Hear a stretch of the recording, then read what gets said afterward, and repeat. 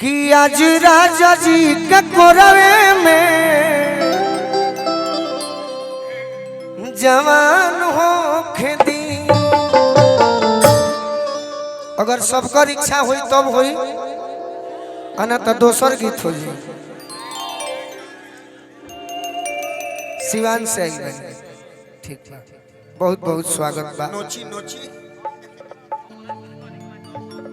ना हम केहू के ना कहो, चार चार गो गीत के भांग बा काम हो गए। चलो भाव दो। वाह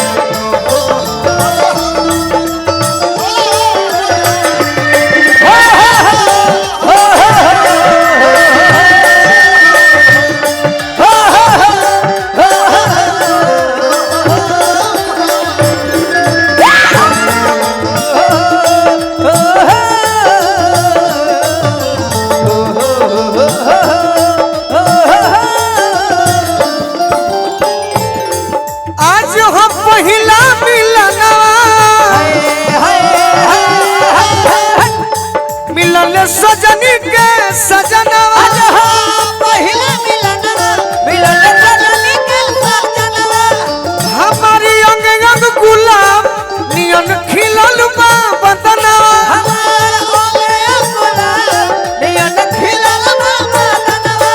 सुनी सुनी भगवान जन बिहान हो खेती।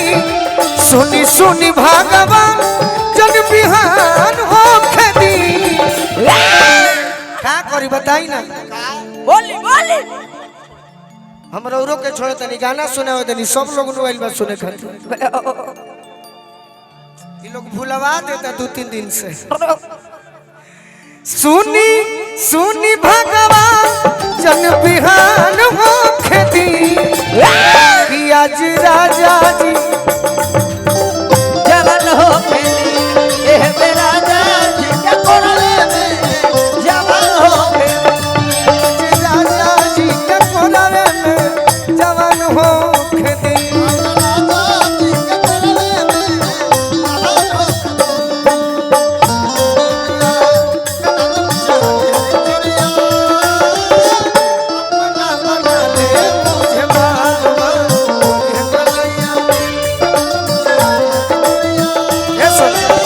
अपना बना ले मुझे बालमा गोरे गले जना जी के कोरले में जवान हो खेती एह मेरा राज के कोरले में जवान हो खेती। लड़की कहतिया आहो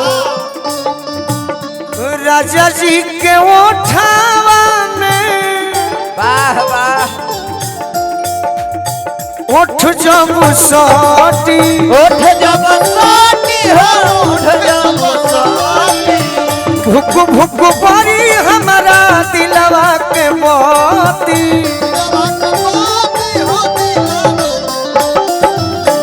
भुक भुक परी हमारा दिलवा के मोती।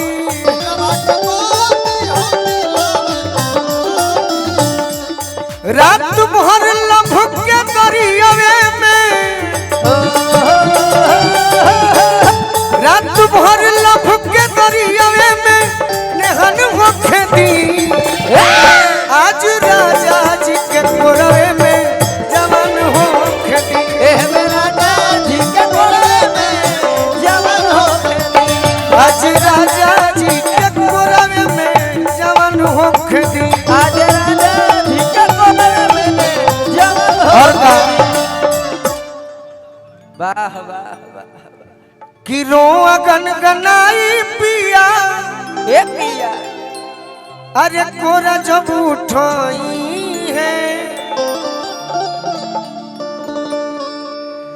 ललन भोजपुरी हमार जय हो जय हो। अरे जियरा जुड़ाई है।